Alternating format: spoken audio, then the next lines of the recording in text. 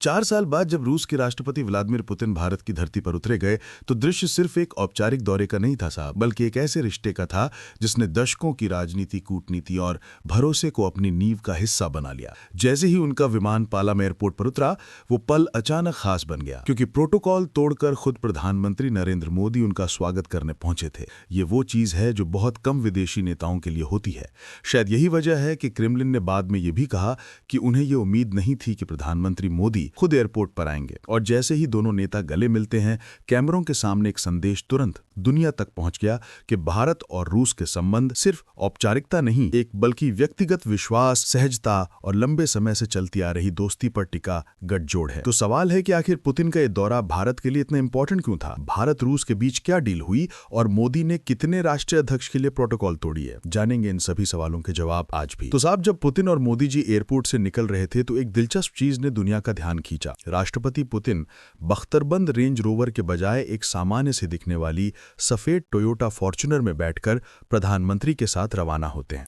इस एक दृश्य ने पश्चिमी मीडिया में खलबली मचा थी, क्योंकि ये कदम सुरक्षा प्रोटोकॉल से तो अलग था ही, साथ ही ये एक प्रतीक भी था उस भरोसे का जो शायद आज दुनिया के किसी भी दो नेताओं के बीच इतनी मजबूती से नहीं दिखता। पालम से निकलते हुए कार के अंदर दोनों के बीच बातचीत, सहजता ने ये साफ कर दिया कि ये दौरा सिर्फ औपचारिक मीटिंग्स के लिए नहीं, बल्कि रिश्ते की गर्माहट को दोबारा मजबूत करने के लिए भी है। जैसे जैसे कार प्रधानमंत्री आवास की ओर बढ़ रही थी, ये भावनात्मक जुड़ाव पूरी कहानी की शुरुआत बन रहा था। प्रधानमंत्री आवास पर रात में आयोजित डिनर में दोनों नेताओं ने करीब लंबे समय तक बातचीत की। इस मुलाकात का माहौल औपचारिक कम और व्यक्तिगत ज्यादा लग रहा था। इसी दौरान प्रधानमंत्री मोदी ने पुतिन को एक खास उपहार भी दिया, रूसी भाषा में ट्रांसलेट किया हुआ श्रीमद् भागवत गीता। ये उपहार सिर्फ एक पुस्तक नहीं, बल्कि भारतीय संस्कृति के उस दर्शन का प्रतीक है जो संघर्ष में संतुलन और रिश्तों में स्टेबिलिटी की सीख देता है।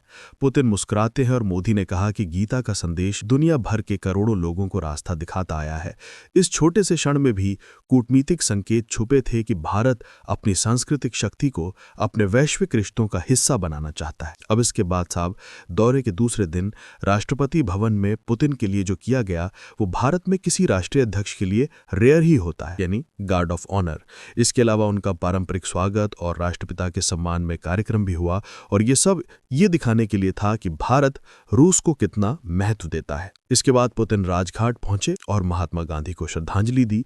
ये क्षण खास इसलिए भी था क्योंकि इसके थोड़ी ही देर बाद भारत रूस यूक्रेन युद्ध पर अपना सबसे स्पष्ट संदेश देने वाला था, और गांधी की समाधि पर खड़े होकर पुतिन द्वारा दी गई श्रद्धांजलि उस संदेश के ठीक पहले एक संकेत जैसी लगी। इसके बाद शुरू होती है भारत रूस शिखर वार्ता, यानी कि भारत के प्रधानमंत्री और रूस के राष्ट्रपति की बातचीत। यही वो क्षण था जब दुनिया की नजरें भारत पर टिक गईं।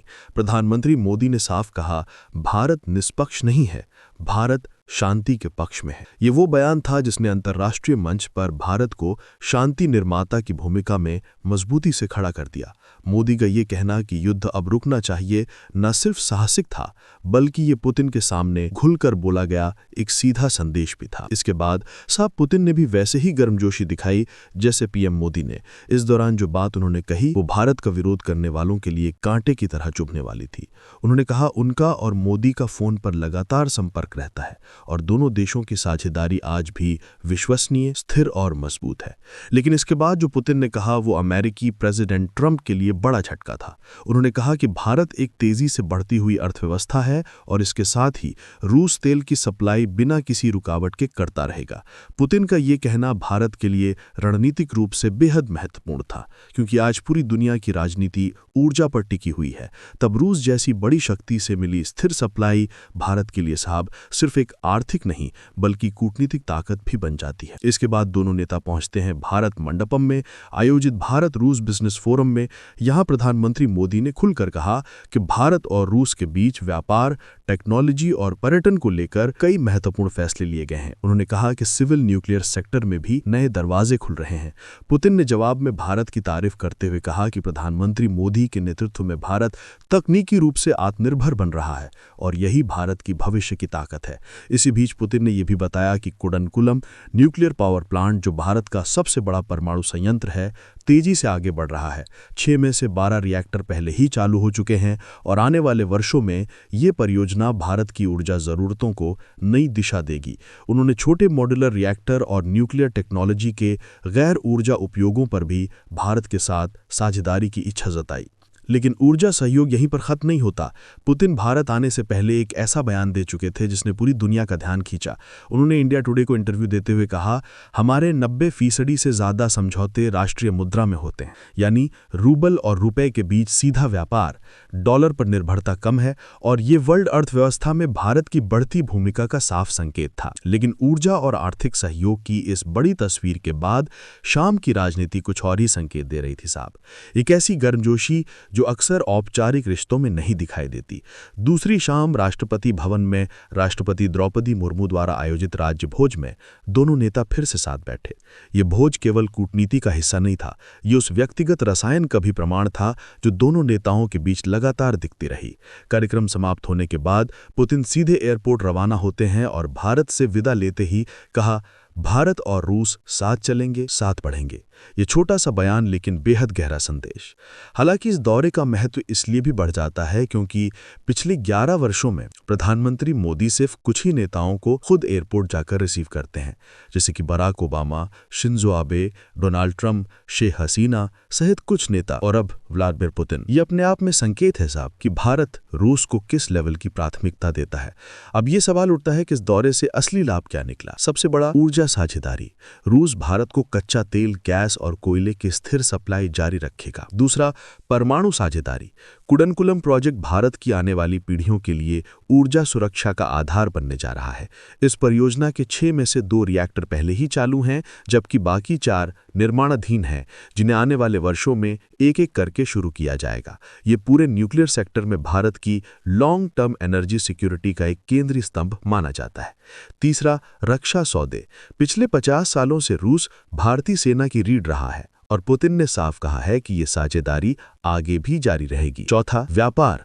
इंडिया रशिया ट्रेड 2024 में लगभग 14 से 15% बढ़ा और अब इसका लक्ष्य $100 बिलियन का है। और पांचवा, जियोपॉलिटिकल मैसेज।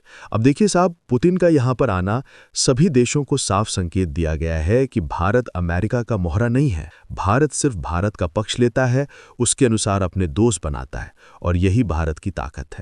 अब पुतिन 27 घंटे का भारत दौरा पूरा करके रूस लौट चुके।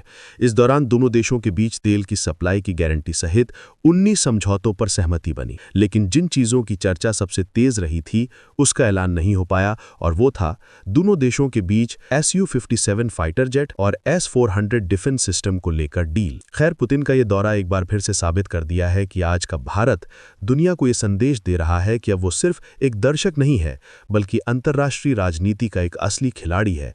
ये दौरा उसी बढ़ते हुए आत्मविश्वास, बढ़ती हुई शक्ति और वैश्विक मंच पर भारत के बढ़ते प्रभाव का प्रतीक बनकर सामने आया। और शायद यही वजह है कि इस पूरी कूटनीतिक कहानी का असली सार शब्दों में नहीं, उन पलों में छिपा है जिन्हें दुनिया ने खामोशी से देखा। कभी कभी कूटनीति भाषणों से नहीं बल्कि छोटी छोटी तस्वीरों से लिखी जाती है। एक गले लगाने से, एक कार में साथ बैठने से और शांति की एक सीधी साहसिक अपील से। ये भारत रूस रिश्ते का वही नया अध्याय है साहब, जो आने वाले वर्षों में दुनिया की दिशा तय करेगा। आपको क्या लगता है, पुतिन का ये दौरा भारत के लिए कितना फायदेमंद होने वाला है? हमें कमेंट बॉक्स में ज़रूर बताइएगा। वीडियो अगर अच्छी लगी हो तो लाइक और शेयर कर दीजिए। जाते जाते चैनल को सब्सक्राइब करना बिल्कुल ना भूलें।